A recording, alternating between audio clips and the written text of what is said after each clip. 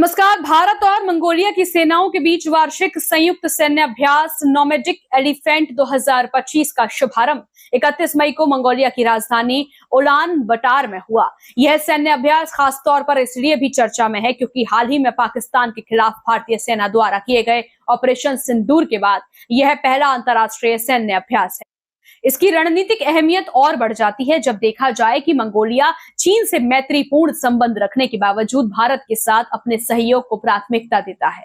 इस वर्ष nomadic elephant अभ्यास का यह 17वां संस्करण है, जो भारत और मंगोलिया के बीच सैन्य सहयोग की निरंतरता और प्रगाढ़ शब्दों का प्रतीक है। एशिया में भारत के कई पड़ोसी देशों के साथ रिश्तों में उतार चढ़ाव देखने को मिला है, लेकिन मंगोलिया एक ऐसा भरोसेमंद और स्थायी सामरिक तथा आर्थिक सहयोगी बनकर उभरा है जिसने हर मौके पर भारत के साथ मित्रता को मजबूत किया है। इस बार का सैन्य अभ्यास मंगोलिया के विशेष बल प्रशिक्षण केंद्र में हो रहा है, जहां दोनों देशों के सैन्य दल अत्याधुनिक रणनीति, जंगल युद्ध कौशल, आतंकवाद विरोधी अभियानों और संयुक्त युद्धाभ्यास की तकनीकों पर प्रशिक्षण साझा करेंगे।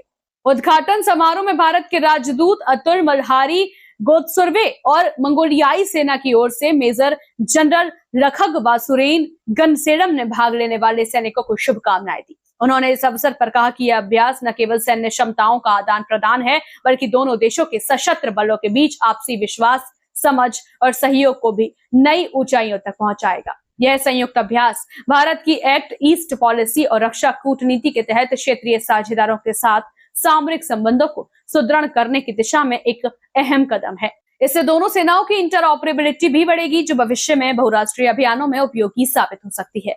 नोमैडिक एलिफेंट 2025 न केवल सैन्य अभ्यास है, बल्कि यह भारत मंगोलिया मित्रता की जीवंत मिसाल भी है, जो समय और परिस्थितियों की कसौटी पर खरी उतरी है।